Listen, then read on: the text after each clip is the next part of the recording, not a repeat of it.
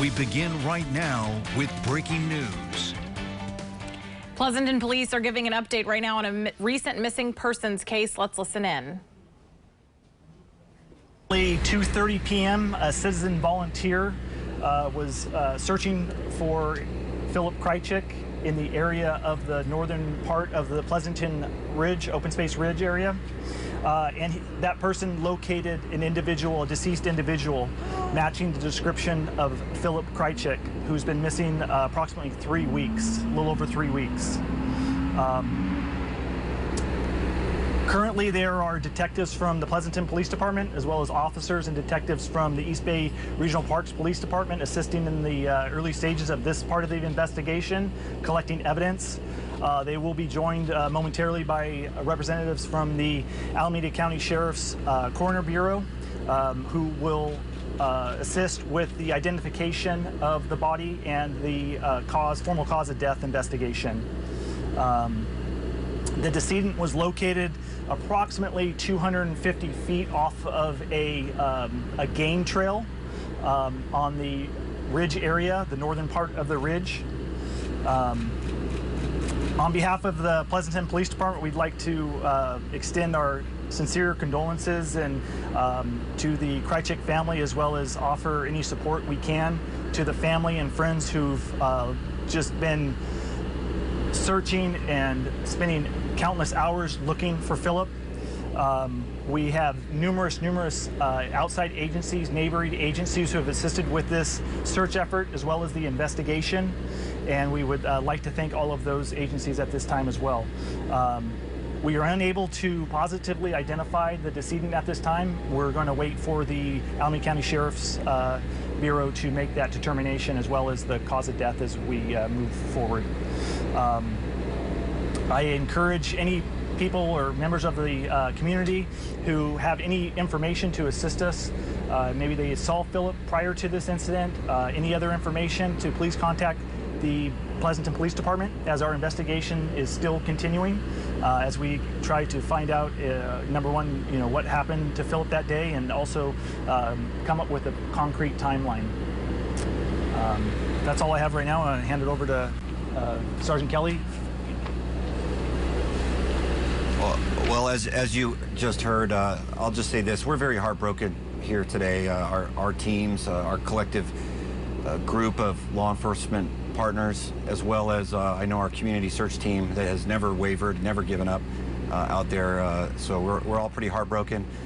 From the Coroner's Bureau perspective, we'll do a positive identification, but everything leads us to believe that it's likely that we did find Philip up there on the ridge. We obviously his family is forefront in our thoughts and prayers right now.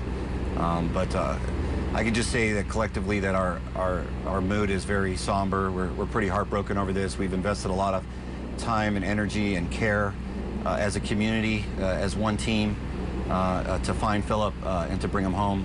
We wanted to bring him home alive and safe. And so to deliver this news today is hard for all of us. So I know there'll be a lot of questions as to why did we not find him sooner? How did we not get there sooner? We're willing to answer those questions. There's a lot of factors at play, and nothing is perfect. But a lot of energy went into this right now. In addition to work, the East Bay Regional Parks Police Department will be leading the follow-up investigation, working with our Coroner's Bureau, and potentially we'll bring in our crime lab. If the Park District wants the crime lab to come in, we'll do that. We'll treat this case with the utmost investigative integrity, make sure we're checking everything, make sure we're treating it at the most highest level to make sure we don't miss anything. Because at the end of the day, I think everybody, especially his family, wants answers as to why and how. How did this happen? Why did it happen? And they deserve those answers, so we'll do everything in our power to make sure that we're doing our job correctly and that we can get them those answers, and as well as our community that's really dedicated a tremendous amount of time and effort and love and energy into this case. Ray, are there signs of foul play? We just got to the scene not too long ago. As I said, we're starting big. We'll move in small with our personnel. Obviously, we have who we believe to be Philip up there, and we want to, as we approach the scene, use every detail that anytime you walk into a scene like that, you don't want to disturb anything before it's documented. So we'll use all our latest technology to do that. So as of right now, no, we just have a person we believe to be Philip in an area that is covered, that is not readily visible and seen from the trail. I think East Bay Parks will have them come up and answer a little more questions about the geographics of that area and kind of how all that works. We know based on where we located the remains that he was off the running course for sure. I'll have our partners from East Bay explain that. Lance, Captain Breed with East Bay Regional Parks. Hello, Captain Lance Breed, East Bay Regional Park District Police Department. So as Ray just alluded to, we believe that Philip was located in a very remote area of the park. It's not a designated trail. It is as our partners with Pleasanton alluded to, it's a game trail. He was located about 250 yards off of that trail near a tree, and that's what we know at this point. We are going to be looking into further details on what transpired, but at this point, it's a very preliminary investigation, and I just want to reiterate that our hearts and thoughts go out to the Kreycik family. Is the terrain such that if somebody got injured in that area and they could get out of that area, they could too, or is it like a rugged terrain and rough? It appears, I have not been up there, but it appears from the reports that I've received that this area is not readily available to get to. It's not traveled by the public. It's in an area that's not designated for recreation, so it would not be something that someone would come across. What is a game trail, and how far is that game trail area from where a lot of those officials and crews were during the most rugged part of the search? So when we say a game trail, something that is used by a deer, a raccoon, something that beats down the grass to designate it, looks like a trail. So Philip could have very easily thought it was a trail that he was on, but these are very common in all of our facilities.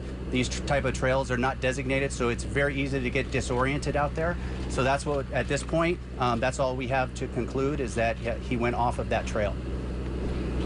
How far was that from where a lot of the search crews had been? Was it, fairly far from there, Yeah. I have. Go ahead. So right now we just did a preliminary measurement just based on the GPS that we have, and it's about maybe a quarter mile, close to 2,000 feet from the end of the trail where we believe Philip should have made a turn to go back to the start of his route. So we're looking into that now. I'm also talking to our search and rescue people. We're going over our maps to see did we get into that area? Did we search that area? It's like I said, it's quite a bit off of the trail. Roughly at this point, estimate of about 2,000 feet, quarter mile. You could, based on the terrain there, you could continue on straight and not realize that you had gone off the trail potentially.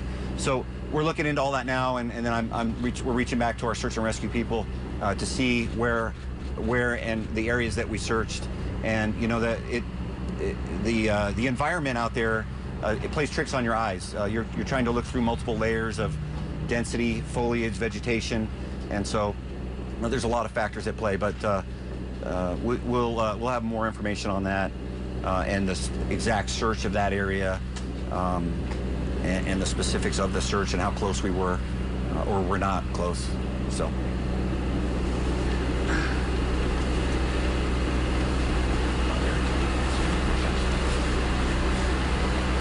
Any other questions at this time? You said it was a volunteer that came across.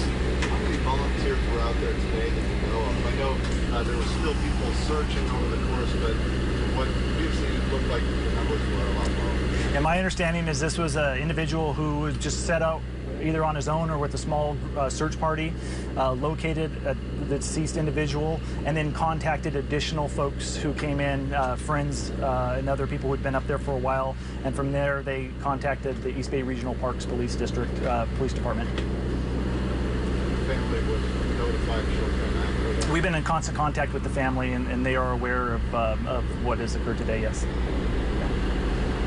During the search, there were some reports of cries of help coming from the civil Is this in that same area? No. Or is it not? No. Okay. No, this is on the northern part of the ridge. The northern, north of even where the command post was, north of Muller Ranch. And is there any kind of evidence of maybe he's trying to stay alive and wait for volunteers to come, or any word on, I mean, because it's been about a month. Right. We've only been on scene for a short time. From when this initial call came in, we don't have that information. Right, we don't have any information right now. We've been listening as Pleasanton Police tell us that the body resembling the missing runner, Philip Kreycik, has been recovered. It was found just a bit ago today in a very remote area of that Pleasant Ridge Park area. We're going to continue to follow this press conference now on Cron 4 News at 5. We'll send it over to them.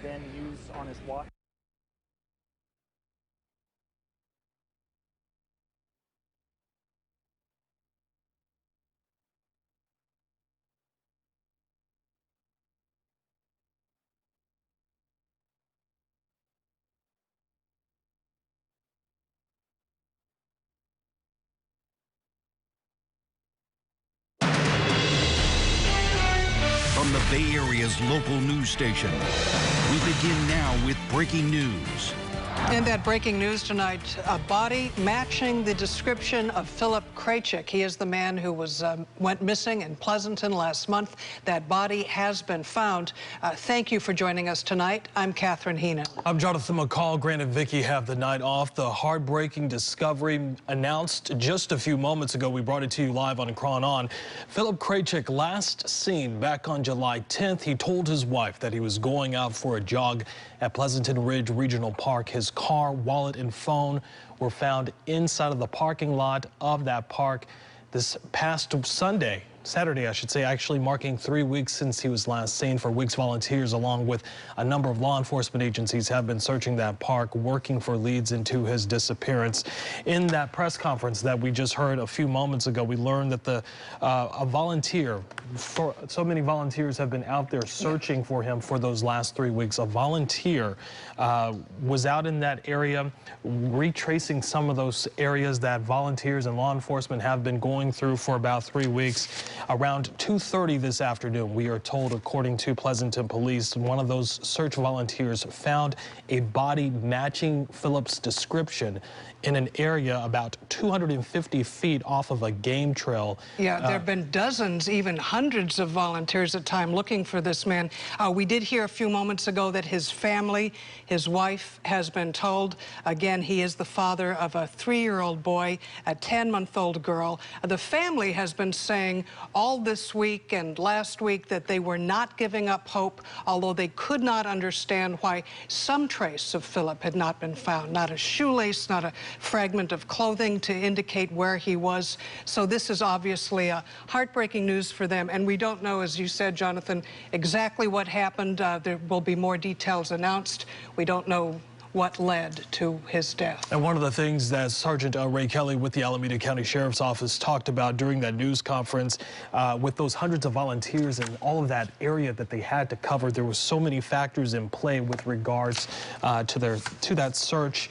They mentioned the fact that they retraced a number of steps. There were some areas that they weren't necessarily aware of, that they said that their eyes could have deceived them on where they could have gone. And so their big question right now is, how do they go about investigating this area that they were able to miss? Yeah, where and he was located? They're acknowledging, you know, that, hey, we know people are going to be saying, well, why didn't you spot him earlier? Why now? You know, why did it take this long? But they said it's just a lot more complicated than it might appear to the civilian watching this as to that area that they had to search. This is a developing story. We'll continue to bring you much more through the night, and we are going to have an update coming up at 5:30. Another big story tonight, distance learning. It appears to be on the way out. A lot of schools, of course, getting ready to welcome students back to the classroom.